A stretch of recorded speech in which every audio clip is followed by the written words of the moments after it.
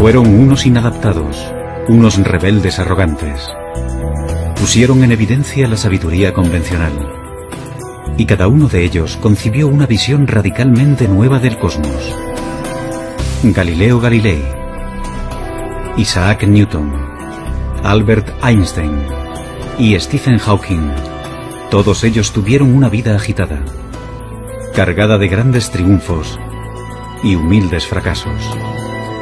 Son gente que se ha atrevido a lanzar desafíos. Suelen toparse con la oposición de algunos y no saben enfrentarse a eso. Había una especie de demonio que no les dejaba hacer otra cosa. Hay que tener un ego muy fuerte para decir, puedo resolver esto, descifrar una pequeña parte del universo. ¿Quiénes eran esos genios rebeldes? ¿Y qué secretos escondían sus mentes para permitirles concebir lo inconcebible y poner de manifiesto la belleza y singularidad del universo?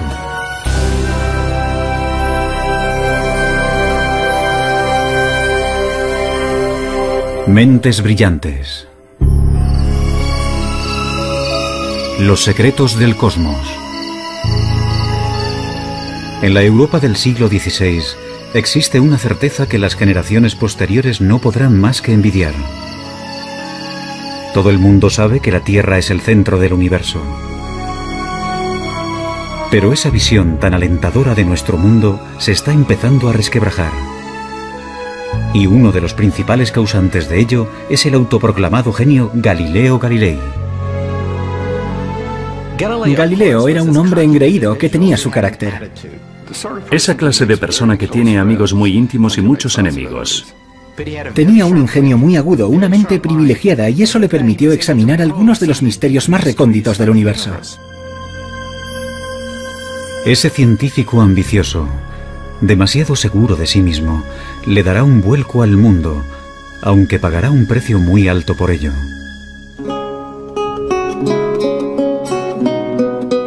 Galileo nace en 1564 en Pisa, Italia. Su padre, laudista, es bien conocido por rechazar las convenciones para crear una nueva forma de armonía musical.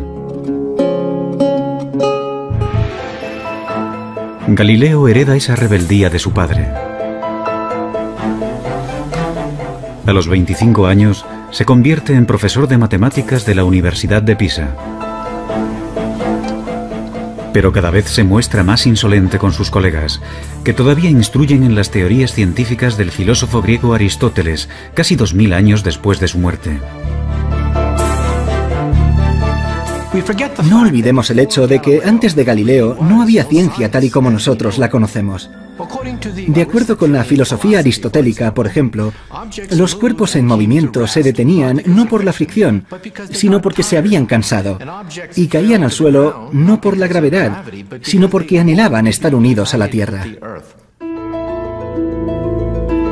Galileo encuentra absurdos tales ejemplos. Esos grandes personajes que se proponen descubrir la verdad y no llegan a encontrarla nunca me ponen enfermo, escribe más tarde. No consiguen encontrarla porque siempre miran en el lugar equivocado.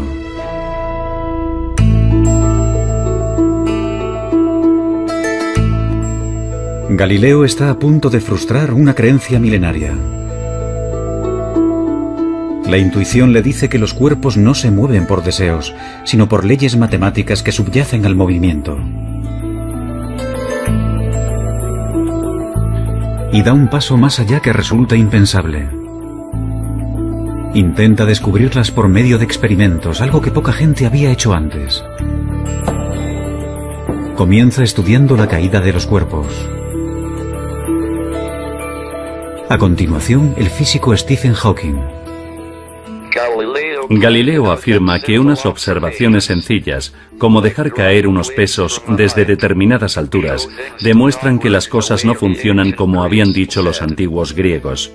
Mucha gente debía de haberse dado cuenta de ello, pero habían llevado a cabo observaciones imperfectas. Por primera vez en la historia, Galileo empieza a establecer unas leyes básicas del movimiento, tales como el hecho de que la velocidad viene determinada por el tiempo y la aceleración. Una de las genialidades de Galileo consistió en reducir la aceleración de la gravedad. Se fabricó un plano inclinado para dejar caer por él una bola. De esa manera se podía observar claramente cómo un cuerpo coge velocidad a medida que desciende. Así que él introduce el concepto de aceleración. A nosotros nos parece muy obvio y lógico, pero supuso un avance matemático clave, entender el movimiento en esos términos. Por ser el primero en utilizar experimentos, más tarde Albert Einstein lo llamaría el padre de la física moderna. Galileo abrirá el camino que después seguirán Newton y Einstein. La búsqueda de las leyes matemáticas que se esconden tras cualquier movimiento. Pero sus avances son lentos. No se publicarán hasta el final de su vida.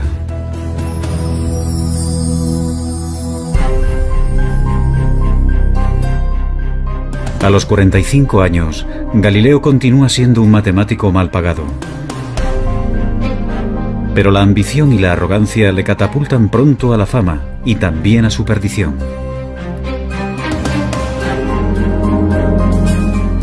En 1609, Galileo oye hablar de un catalejo, un aparato como de juguete que hace que los objetos distantes parezcan cercanos.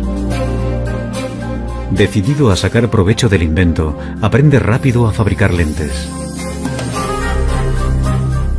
En pocas semanas, llega a Venecia con un telescopio que presenta como su propio invento. Impresiona de tal forma a la marina veneciana que sus superiores le doblan el salario. Galileo no se molestó en decirles que aquel instrumento ya se estaba presentando y vendiendo en muchos otros lugares. De hecho, se llevaron una gran desilusión al descubrir que no era un invento exclusivo de Galileo. Pero, bueno, tampoco se le puede reprochar nada, simplemente fue un buen negociante. Para el librepensador que era Galileo, el telescopio también ofrece la posibilidad de plantear cuestiones que otros no se atreven ni a nombrar. 60 años atrás, el astrónomo Copérnico había propuesto la idea radical de que la Tierra gira alrededor del Sol. Pero Copérnico contaba con escasas pruebas para su teoría. Una teoría que contradice pasajes de la Biblia. En la época de la Inquisición, tales especulaciones se consideran herejía.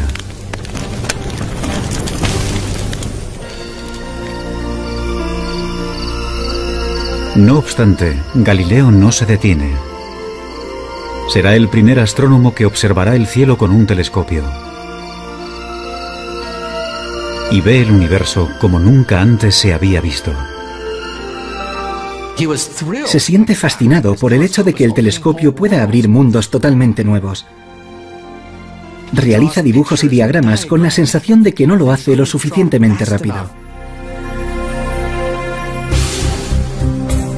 Noche tras noche, Galileo se afana en su trabajo y realiza un hallazgo asombroso. Descubre 4 lunas orbitando alrededor de Júpiter. La prueba de Galileo de que no todos los cuerpos celestes se encuentran en la órbita de la Tierra sirve de gran apoyo para la teoría de que la propia Tierra podría girar en torno al Sol. Pero contradecir la Biblia es jugar con fuego.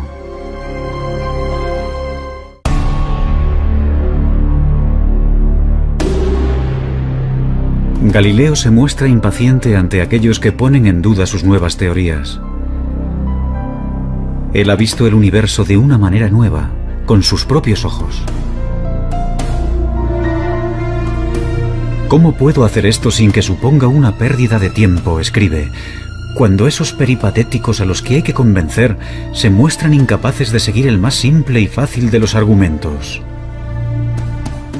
Galileo utilizaba su ingenio mordaz para atacar a la gente, y eso no le proporcionó muchos amigos. En 1615, a los 51 años, Galileo acude a Roma para exponer su caso. Y puede que ese fuera su mayor error. La Iglesia le ordena dejar de dar lecciones sobre que la Tierra gira alrededor del Sol. Pero Galileo vuelve a tentar a la suerte. 9 años más tarde, solicita que vuelvan a escuchar su caso. Esta vez, el nuevo papa es un íntimo amigo. Y Galileo consigue un permiso para escribir un libro. Siguiendo su costumbre de desdeñar a los oponentes, Galileo escribe un diálogo en el que personajes vagamente disfrazados ofrecen argumentos a favor y en contra de su teoría. En sus libros está muy claro quién es el listo, quién es el que hace el papel de Galileo, mientras que los aristotélicos se presentan como los tontos. En 1633, la Inquisición ordena arrestar a Galileo. La Iglesia le acusa de herejía. Pero quizás la verdadera razón por la que enjuician a Galileo es que ha ido demasiado lejos en sus esfuerzos por persuadir.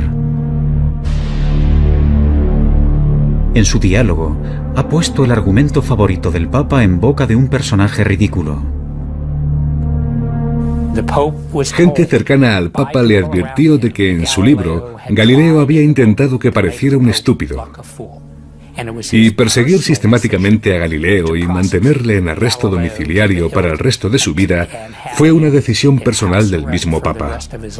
En realidad no fue idea de la Iglesia, fue una decisión personal del Papa por una profunda ira hacia un amigo. Galileo espera un simple acuerdo. En lugar de eso, le amenazan con torturarlo. Rendido ante lo inevitable, se arrodilla y se retracta.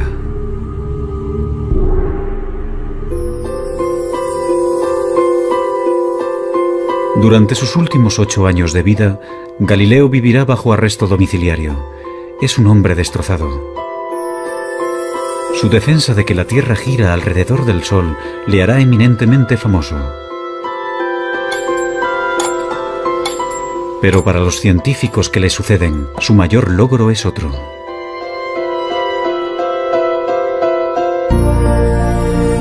En sus últimos años de vida, escribe un libro con el que completa el trabajo iniciado de joven. En él, demuestra que es posible utilizar las matemáticas para analizar el movimiento.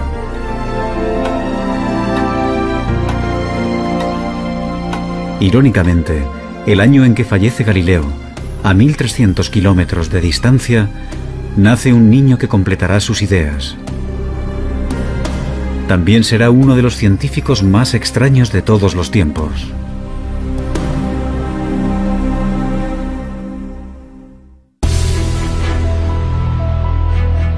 Seguramente no ha habido ningún otro científico que haya trabajado tan duro, sin reparar en comer, dormir o relacionarse con otros, como Isaac Newton. Isaac Newton fue una figura mucho más oscura. Era un solitario, una persona patológicamente incapaz de conversar. Se podría decir que tenía una obsesión. Yo diría que es el ejemplo más claro que se me ocurre de una persona consumida por su trabajo. Posiblemente también sea el mayor científico de todos los tiempos. A su nacimiento, la física es un campo prácticamente inexplorado. Antes de morir, descifra con exactitud las leyes que describen cualquier tipo de movimiento, desde la caída de una manzana hasta las órbitas de los planetas. Simplemente no tenemos constancia de que haya existido ningún otro hombre semejante a Newton.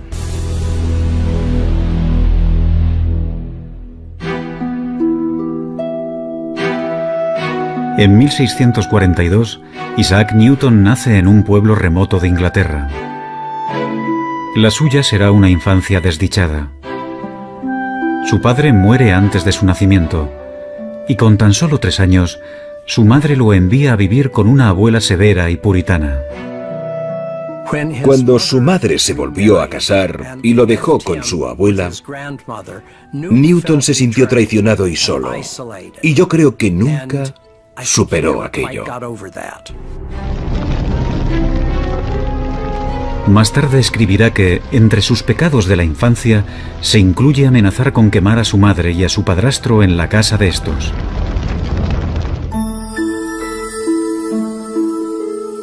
A Newton no siempre le va bien en la escuela. Pero despierta la curiosidad en el pueblo porque construye aparatos mecánicos extraordinarios, como molinos de viento. Un maestro de la escuela convence a su madre para que lo envíe a la universidad.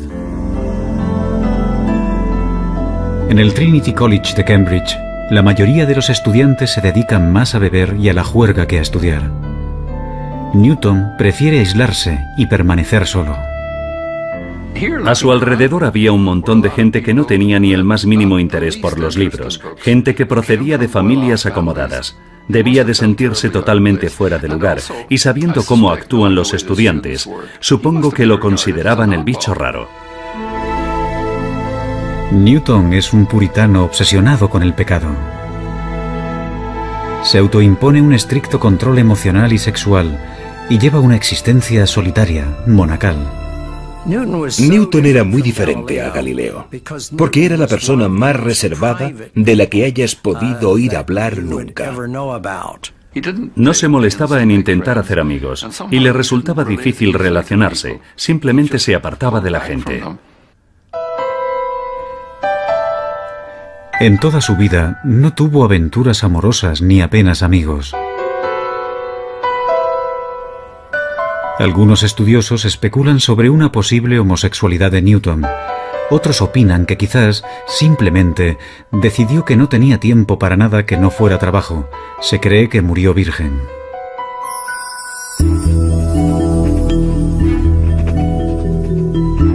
En la facultad, Newton dedica toda su pasión a los estudios. Como a Galileo, las matemáticas le fascinan. Adquiere un nivel avanzado en esta ciencia por su cuenta. Y después comienza a crear unas matemáticas nuevas para analizar el movimiento. Es él quien inventa el cálculo. Newton se siente fascinado por la manera en que el Sol sale y se pone, formando un arco completo.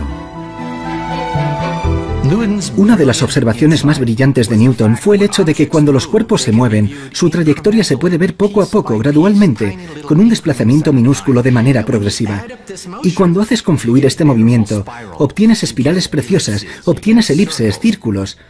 Y no olvidemos que, al escribir sus notas, Isaac Newton estaba creando el cálculo al mismo ritmo al que lo aprenden los estudiantes universitarios de primer año. Si lo hubiera compartido con alguien, habría obtenido el reconocimiento de ser el mayor matemático de Europa. Pero Newton guarda sus descubrimientos para sí mismo. Prefiere trabajar en los detalles él solo.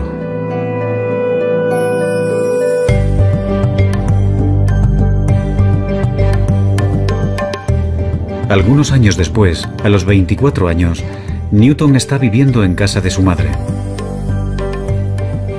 En ella, tendrá la inspiración que revolucionará totalmente la física.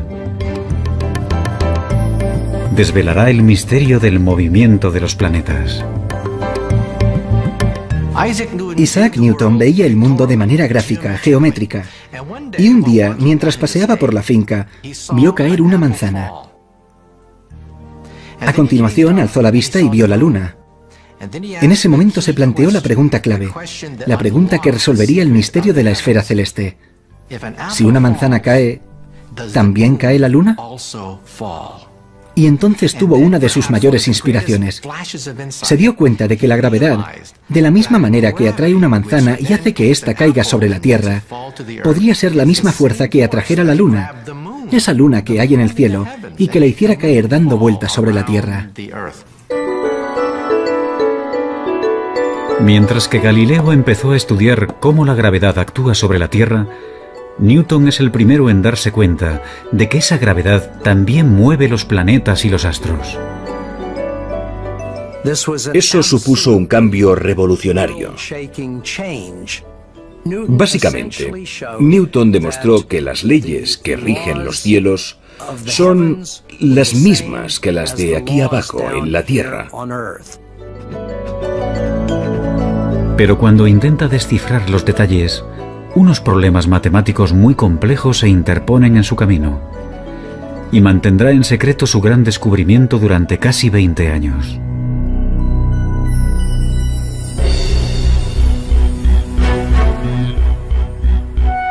Pronto Newton se convierte en profesor de matemáticas en la Universidad de Cambridge. Sus responsabilidades docentes son reducidas y pasa las 24 horas del día investigando en el campo de las matemáticas y la física. Sus colegas no tardan en reparar en su genialidad, así como en su extraña y esquiva naturaleza. En 1672, gracias al invento de un nuevo telescopio, Newton es admitido en la Royal Society, la asociación inglesa de los científicos más destacados. Halagado, permite que publiquen un artículo brillante sobre óptica. No obstante, cuando el gran físico Robert Hooke, equivocado, pone en duda su teoría, Newton entra en cólera y amenaza con abandonar la asociación. Su reacción ante las críticas es casi siempre explicar cuidadosamente por qué lo que acaba de decir la otra persona es una completa estupidez. Tenía una personalidad extremadamente frágil. Como ha dicho uno de sus biógrafos, o mandaba o se enfadaba. Y pasaba mucho tiempo enfadado.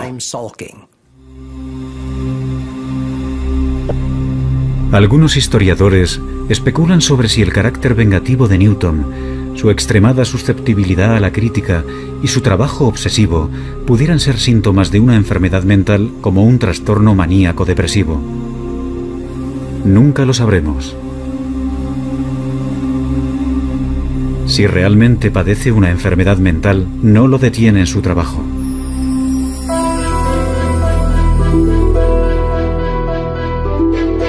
A los 42 años, le piden que resuelva un problema que mantiene desconcertados a los mejores físicos de Inglaterra. ¿Cómo describir matemáticamente la órbita de los planetas alrededor del Sol? Invadido por la inspiración, Newton se encierra en su cuarto y comienza a trabajar en su gran obra maestra. Como a Galileo, le guía una fuerte intuición.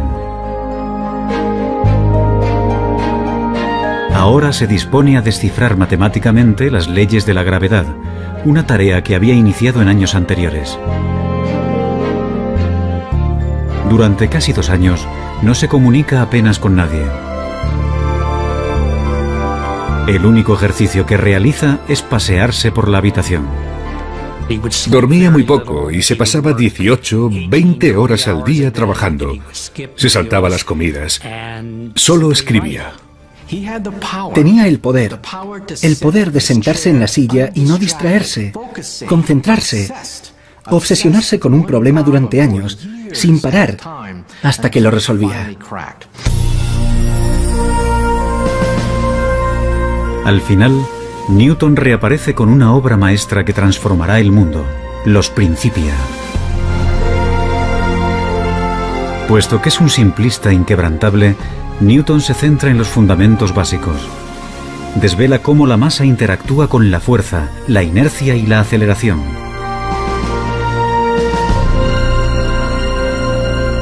No obstante, su mayor logro es el de definir la gravedad. Es el primero que habla de esta como una fuerza que actúa a una distancia. Y consiguiendo avances matemáticos increíbles, Newton establece las leyes precisas que determinan el movimiento de todos los cuerpos. Los Principia de Newton, publicados en 1687, supusieron una revolución científica. En la obra, Newton dio la primera descripción precisa de las leyes que rigen el movimiento de los cuerpos, desde unas balas de cañón a los planetas. Si se miran los Principia y el número de problemas matemáticos resueltos en esa obra, y pensando que la escribió en un periodo de 18 meses, queda claro que no se trata de un ser humano normal en ninguna de sus acepciones. Newton ha completado la búsqueda de Galileo para describir matemáticamente el movimiento. No obstante, 200 años después, otro rebelde arrogante descubrirá que a velocidades muy altas las leyes de Newton no se cumplen y que el universo es más extraño de lo que nunca nadie había imaginado.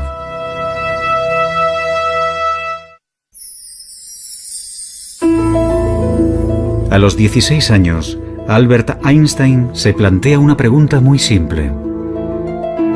¿Qué pasaría si corriera a la velocidad de una onda de luz? ¿La luz parecería estar quieta? Cuando vuelve a centrar su atención en esa imagen, menos de 10 años después, revoluciona nuestra concepción del espacio-tiempo. Le encantaba imaginar mundos que no existían. Y ese era su poder, ser capaz de ver físicamente en una imagen cosas que los demás no podían ver. El hombre que hace esos avances tan importantes es un catedrático distraído, un gran enamorado de la humanidad de ojos brillantes. Pero también es egoísta. Ha tenido 2 fracasos matrimoniales y confiesa de sí mismo ser un desastre en la esfera emocional.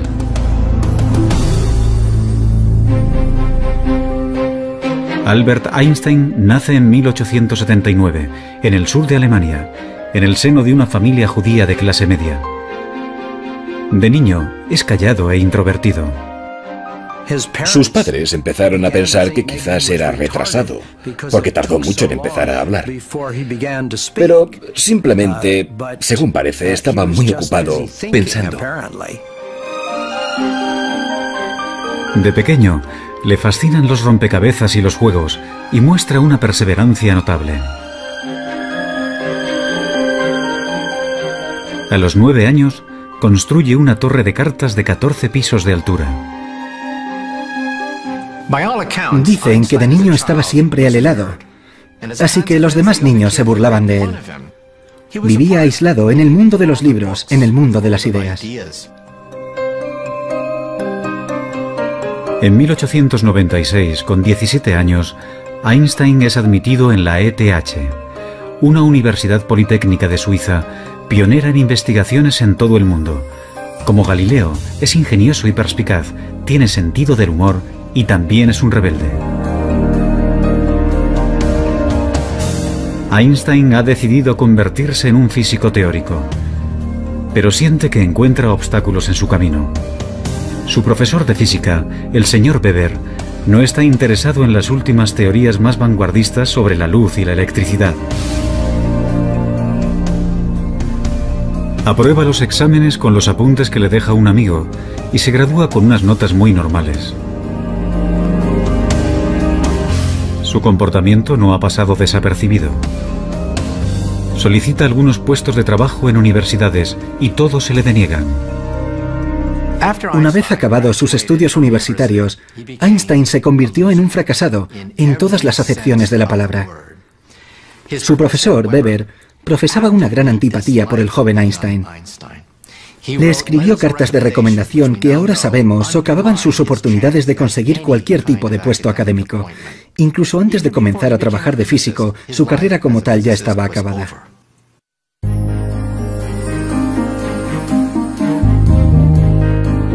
Dos años después de abandonar la universidad, Einstein encuentra por fin un trabajo como empleado en una oficina suiza de patentes. El puesto no tiene nada que ver con la física teórica, pero ese trabajo, aparentemente sin porvenir, será su salvación. En Berna se establece como oficinista y a los 23 años de edad lleva una vida burguesa. Contrae matrimonio con Mileva Marik, una compañera de la universidad. Afortunadamente, el trabajo no exige demasiado esfuerzo y le permite dedicar tiempo a analizar cuestiones vanguardistas sobre física, tales como la naturaleza de la luz. Otros ya habrían tirado la toalla y habrían abandonado la idea de una carrera como físicos. Parece como si se tratara de alguien que estaba poseído por un demonio intelectual que no le permitía hacer otra cosa. Ahora Einstein vuelve a pensar en aquella sencilla imagen que le vino a la mente por primera vez en el instituto. ¿Qué pasaría si corriera a la velocidad de una onda de luz? Tanto Isaac Newton como Einstein tenían esa asombrosa habilidad para crear imágenes sencillas que hasta un niño podría entender y extraer de ello imágenes que cambiarían nuestra visión del universo. Según Newton, la velocidad de un rayo de luz debería mostrarse más lenta que alguien corriendo a su lado. No obstante, la luz no parece obedecer a las leyes de Newton. Einstein dice que un rayo de luz se aparta de ti a la velocidad de la luz. Por mucho que corras, nunca lograrás alcanzarlo. Por mucho que aceleres, aunque pises a fondo, el rayo de luz seguirá apartándose de ti a la misma velocidad. ¿Cómo es posible que no se pueda alcanzar un rayo de luz? Ahora, como Galileo y Newton antes que él, Einstein cuestiona implacablemente supuestos que nadie más se atreve a discutir. Si la velocidad de la luz nunca cambia, entonces tiene que haber algo más. Ya lo tenía. El tiempo es relativo, depende de la velocidad a la que te mueves. Y esa idea supuso una auténtica revolución. Einstein ha descubierto que las leyes de Newton solo se cumplen si se aplican a ámbitos de la experiencia cotidiana. Cuando los cuerpos viajan a una velocidad cercana a la de la luz, el sentido común ya no funciona. Las distancias se alargan y el reloj avanza más lentamente. Newton, perdóname, escribe Einstein más tarde. Con tan solo 26 años, desmonta las leyes del movimiento de Newton con su teoría de la relatividad.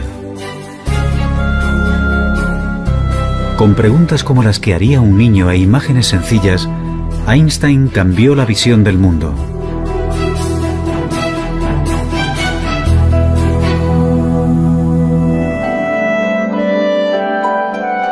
En 1907, Einstein aborda nuevos retos científicos.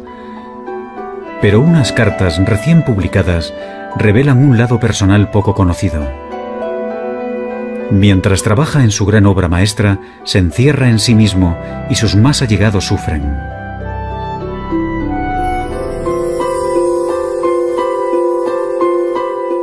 La mujer de Einstein, Mileva, también fue una estudiante de física que soñaba con sus propios logros científicos. Pero ahora, mientras que Einstein da clases y colabora con otros científicos, Mileva apenas lo ve. Teme estar perdiendo tanto a su marido como su sueño. Entonces, en 1914, Mileva descubre que tiene una adversaria en el ámbito sentimental, Elsa Lowenthal, prima de su marido.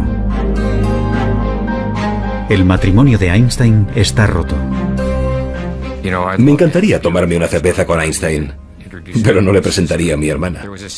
Es como si las normas no le afectaran necesariamente. Einstein se casará con Elsa, que está dispuesta a cuidar de la casa con menos expectativas. El científico ha renunciado al amor en el matrimonio. La ciencia está por encima de todo.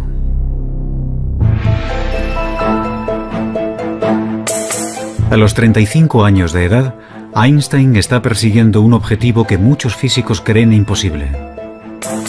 Su intuición le dice que debe de haber una teoría general de la relatividad, que también explique la fuerza de la gravedad.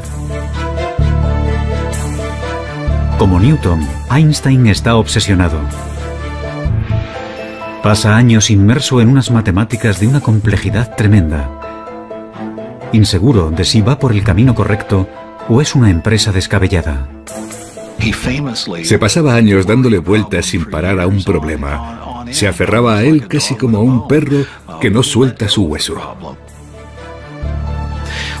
Cuando estaba trabajando en la relatividad general, estuvo a punto de padecer una depresión nerviosa. Estaba tan concentrado que llegó a perder una enorme cantidad de peso. Porque no comía, se concentraba en los problemas de la misma manera que lo hacía Isaac Newton.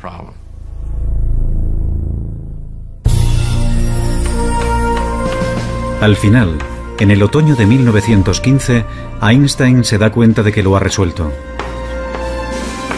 Su nueva visión es tan extraña que incluso a los físicos les costará entenderla. Demuestra matemáticamente que la masa y la energía curvan el espacio-tiempo. Un cuerpo inmenso como el Sol deforma tanto el espacio-tiempo que un planeta cercano se mueve a su alrededor con una trayectoria curva. Para Newton parecen atraídos por una fuerza. Pero eso es tan solo una ilusión. El mismo fenómeno se cumple en la Tierra. Los cuerpos, que parecen atraídos por una fuerza gravitatoria, en realidad están viajando por un espacio-tiempo deformado. La teoría general de la relatividad de Einstein cambió para siempre nuestras ideas sobre el espacio-tiempo. Es tan bonito que tiene que ser cierto. Einstein llega a una serie de ecuaciones que rigen la curvatura espacio-tiempo. Unas simples líneas describen el movimiento de las galaxias y el destino del universo. Los físicos, cuando miramos las ecuaciones de Albert Einstein, nos ponemos a llorar. Lloramos porque son increíbles. El hecho de que el movimiento de los cuerpos celestes, con todas sus curvas, curvaturas del espacio-tiempo y todo eso, se pueda resumir en una ecuación de 5 centímetros, es impresionante. Es increíble y precioso. Aunque Einstein continuará trabajando hasta el día de su muerte, a los 40 años ha completado su mayor obra.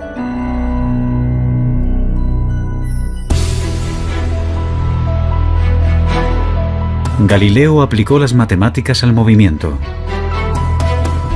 Newton perfeccionó esas leyes en el ámbito de la experiencia cotidiana. Pero la búsqueda de Einstein de una teoría más compleja reveló leyes que rigen todo el universo. Actualmente, otro rebelde brillante está intentando encontrar una teoría aún más amplia, una teoría que lo incluya todo.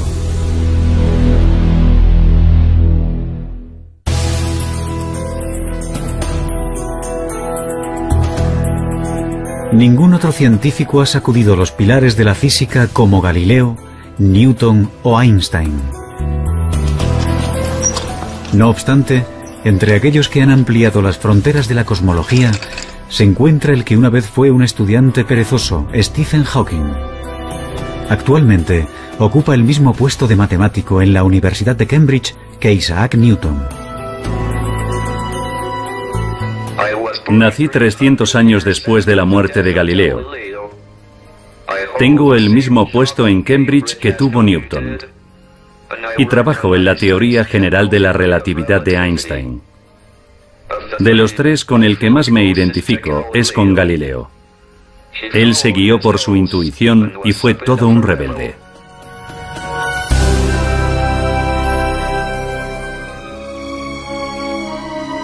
Stephen Hawking nace en 1942 en Oxford, Inglaterra. Como Galileo, Newton y Einstein, de niño se siente fascinado por cómo funcionan las cosas. No obstante, en la Universidad de Oxford, Hawking prácticamente no estudia nada. Confía en su extraordinaria facilidad con las matemáticas para ir aprobando. Hawking pasa la mayor parte del tiempo saliendo con amigos y con su equipo de remo. Desde luego, Stephen Hawking no era el tipo de persona que parece tener un destino brillante. En la facultad no era el más aplicado. Él mismo dice que durante toda su etapa como estudiante en Oxford trabajó en total unas 1000 horas, lo cual supone 1 hora al día de media. Hawking se muestra aburrido y apático. Según parece, para él no vale la pena esforzarse por nada. Pero está a punto de desencadenarse una tragedia que convertirá un intelecto aburrido en una mente apasionada. En 1962, Stephen Hawking inicia sus estudios de posgrado en cosmología en la Universidad de Cambridge. Pero algunos síntomas de su enfermedad empiezan a ser difíciles de ignorar. Un ligero defecto del habla, problemas para servir una cerveza.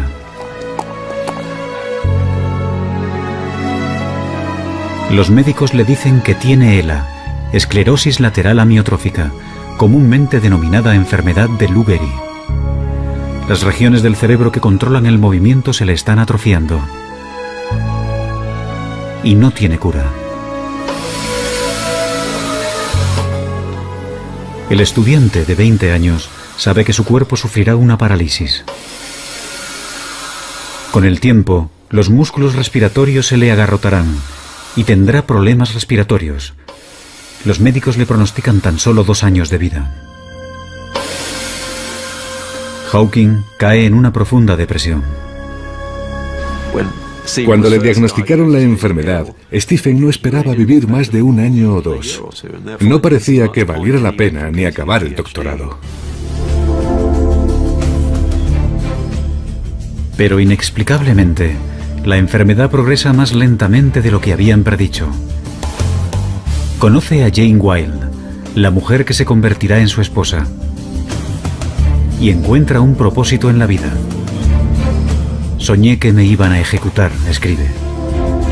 De repente me di cuenta de que había muchas cosas que valía la pena hacer si me concedían un aplazamiento.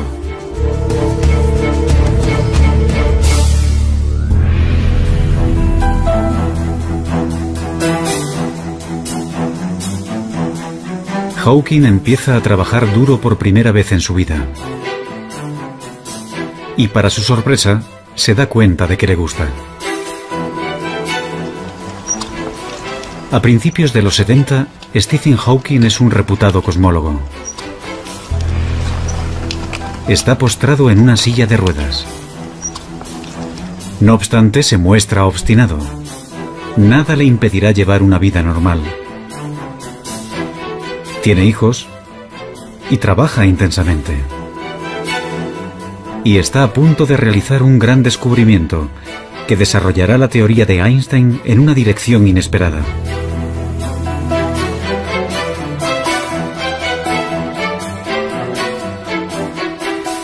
La teoría de la relatividad general de Einstein predice el movimiento de cuerpos muy grandes, como las galaxias, pero no puede explicar el comportamiento de las partículas subatómicas más diminutas, que son las piedras angulares del universo.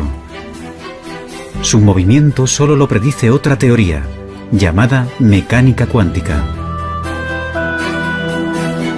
Y para la frustración de Einstein y de cualquier físico, esas dos teorías parecen totalmente incompatibles. Pero Hawking tiene la fuerza suficiente para abordar lo imposible. Cuando Stephen Hawking estaba realizando su trabajo pionero, había 2 bandos opuestos que se odiaban. Nunca hablaban entre ellos. Por una parte estaba el bando de los conservadores más acérrimos, los que mantienen la llama de Albert Einstein ardiendo con fuerza. En el otro bando estaban los teóricos cuánticos. Estos se ocupaban del mundo de las partículas subatómicas, centenares, miles de ellas. Utilizaban unas matemáticas diferentes, un lenguaje diferente, tenían una visión distinta de la física. Y llega Stephen Hawking diciendo que va a intentar aunar los 2 bandos. Nadie había planteado algo así hasta entonces.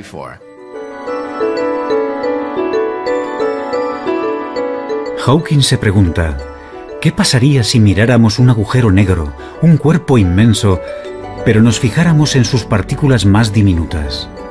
Hawking, como Einstein, es extremadamente perspicaz. Tiene una intuición increíble para plantearse las preguntas clave y hacerlo del modo más adecuado. Los agujeros negros constituyen la predicción más extraña y radical de la teoría de la gravedad de Einstein.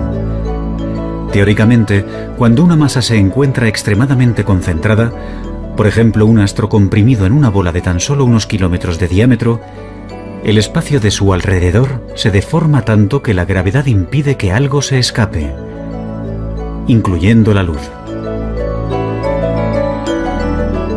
Un agujero negro es una región del espacio donde la gravedad es tan fuerte que la luz no se puede escapar. Es como una membrana de una sola dirección. Las cosas pueden entrar, pero nunca salir. Por eso se le llama negro. Ahora Hawking intenta algo que sus colegas asumen que es imposible. utiliza las ecuaciones de la teoría cuántica para analizar lo que les pasa a las partículas atrapadas por la gravedad en los márgenes de los agujeros negros. Para entonces ya no puede escribir. Si fuera un científico de laboratorio, su carrera ya habría acabado hace tiempo. Pero Hawking apenas ha utilizado siquiera un telescopio. Y para la teoría, lo único que necesita es su cerebro. Como Newton y Einstein, Hawking tiene un gran poder de concentración.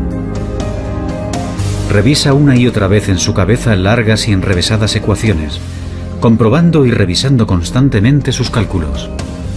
Tiende a pensar a través de imágenes y suele comenzar con alguna idea que cree acertada. Así que parte de ella. Tiene que confiar en conocimientos clave y saltos lógicos para compensar el hecho de que no puede comprobar línea por línea. Tiene un empuje tremendo, una tremenda determinación para llegar al fondo de las cosas. Los resultados que obtiene dejan a Hawking estupefacto. Los agujeros negros no están completamente aislados del resto del universo, tal y como se pensaba hasta entonces. Sus márgenes emiten unas diminutas partículas, ahora denominadas radiación de Hawking. Los argumentos son tan convincentes que ahora todo el mundo está de acuerdo en que los agujeros negros tienen que emitir radiación de Hawking. La radiación lleva consigo energía y masa, de manera que el agujero negro se va desvaneciendo poco a poco hasta desaparecer. Hawking ha demostrado que, como el agua en ebullición, los agujeros negros se van evaporando lentamente. Y no menos importante es su descubrimiento de que hay un caso en particular en el que la relatividad general y la teoría cuántica se pueden combinar con éxito. Mi descubrimiento de que los agujeros negros no son completamente negros, sino que brillan como los cuerpos incandescentes, fue el primer ejemplo que depende tanto de teorías a gran escala como de otras de escala más reducida. Cuando se publicaron los resultados fue precioso. Fue una sensación muy agradable. Solo hablar de ellos era como saborear un caramelo en la boca.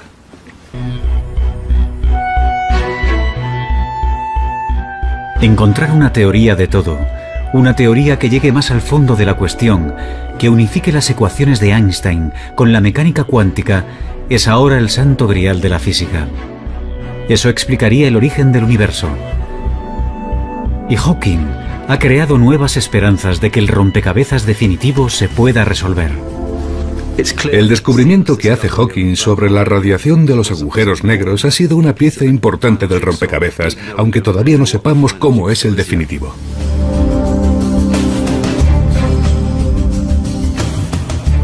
¿Quiénes han sido los físicos más grandes de la historia? Unos patitos feos, rebeldes y distraídos, consumidos por una profunda intuición y sin temor a cuestionar los supuestos básicos más aceptados por todos. Hay que tener un ego muy fuerte para decir, no es tan difícil, puedo resolverlo. Porque lo tienes todo en contra. Nada te garantiza que encontrarás respuestas, que la ciencia funciona. Te estás arriesgando mucho. Su obstinada perseverancia desveló leyes recónditas de la naturaleza. Pero su búsqueda continúa inacabada. Y unas mentes tan brillantes solo aparecen cada cierto tiempo. Pero, ¿quién sabe? Es posible que el próximo rebelde brillante esté ya entre nosotros.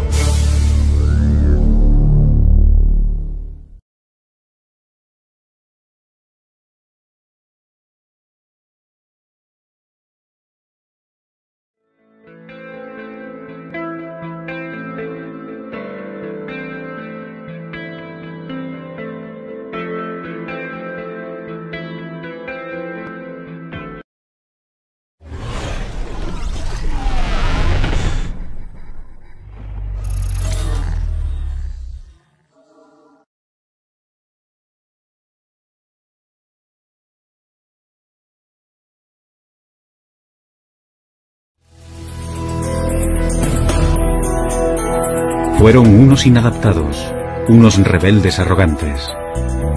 Pusieron en evidencia la sabiduría convencional, y cada uno de ellos concibió una visión radicalmente nueva del cosmos. Galileo Galilei, Isaac Newton, Albert Einstein y Stephen Hawking, todos ellos tuvieron una vida agitada, cargada de grandes triunfos y humildes fracasos. Son gente que se ha atrevido a lanzar desafíos. Suelen toparse con la oposición de algunos y no saben enfrentarse a eso.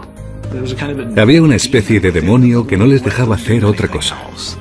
Hay que tener un ego muy fuerte para decir, puedo resolver esto, descifrar una pequeña parte del universo. ¿Quiénes eran esos genios rebeldes? ¿Y qué secretos escondían sus mentes para permitirles concebir lo inconcebible y poner de manifiesto la belleza y singularidad del universo?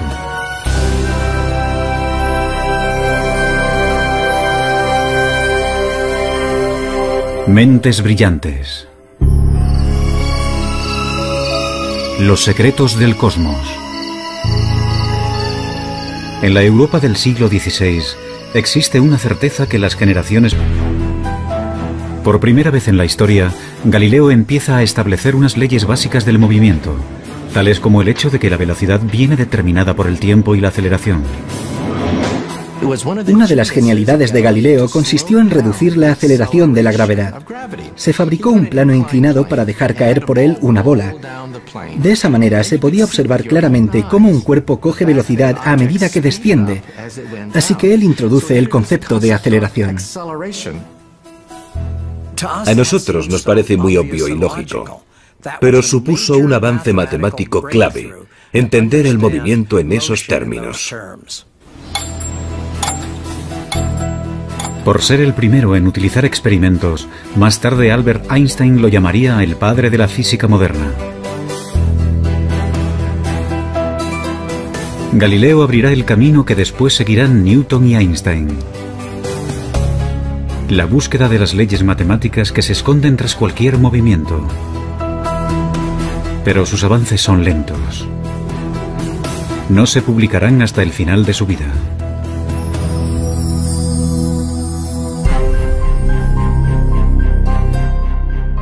A los 45 años, Galileo continúa siendo un matemático mal pagado. Pero la ambición y la arrogancia le catapultan pronto a la fama y también a su perdición.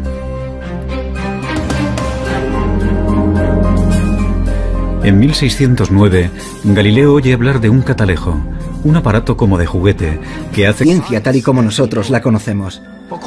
De acuerdo con la filosofía aristotélica, por ejemplo, los cuerpos en movimiento se detenían no por la fricción, sino porque se habían cansado, y caían al suelo no por la gravedad, sino porque anhelaban estar unidos a la Tierra. Galileo encuentra absurdos tales ejemplos. Esos grandes personajes que se proponen descubrir la verdad y no llegan a encontrarla nunca me ponen enfermo. Escribe más tarde. No consiguen encontrarla porque siempre miran en el lugar equivocado.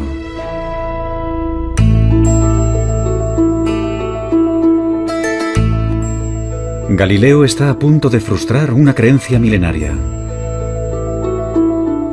La intuición le dice que los cuerpos no se mueven por deseos, sino por leyes matemáticas que subyacen al movimiento.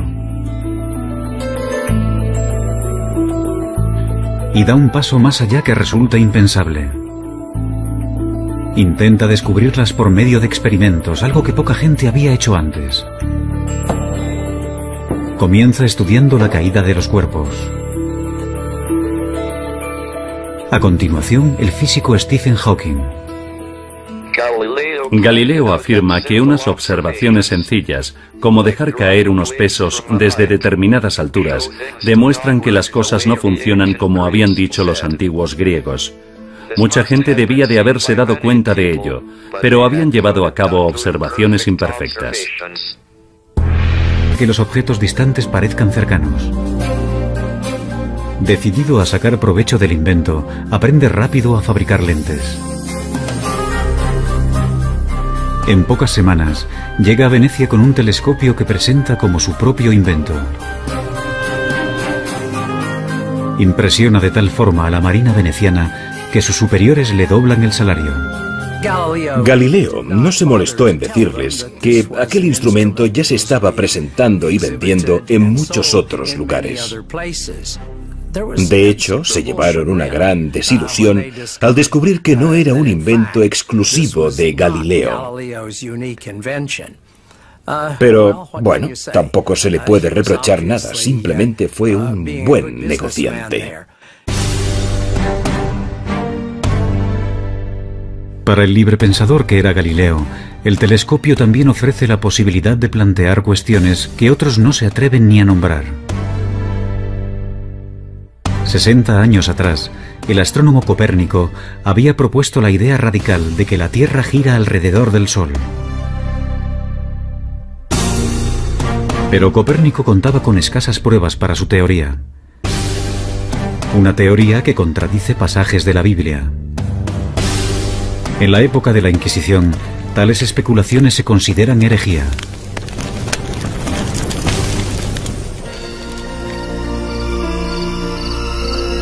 No obstante, Galileo no se detiene. Será el primer astrónomo que observará posteriores no podrán más que envidiar. Todo el mundo sabe que la Tierra es el centro del universo. Pero esa visión tan alentadora de nuestro mundo se está empezando a resquebrajar. Y uno de los principales causantes de ello es el autoproclamado genio Galileo Galilei. Galileo era un hombre engreído que tenía su carácter. Esa clase de persona que tiene amigos muy íntimos y muchos enemigos. Tenía un ingenio muy agudo, una mente privilegiada, y eso le permitió examinar algunos de los misterios más recónditos del universo. Ese científico ambicioso, demasiado seguro de sí mismo, le dará un vuelco al mundo, aunque pagará un precio muy alto por ello.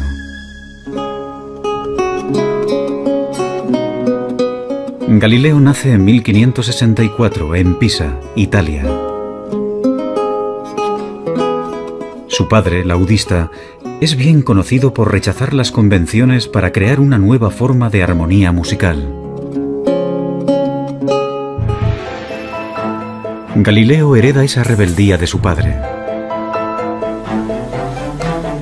A los 25 años se convierte en profesor de matemáticas de la Universidad de Pisa. Pero cada vez se muestra más insolente con sus colegas, que todavía instruyen en las teorías científicas del filósofo griego Aristóteles, casi 2000 años después de su muerte. No olvidemos el hecho de que antes de Galileo no había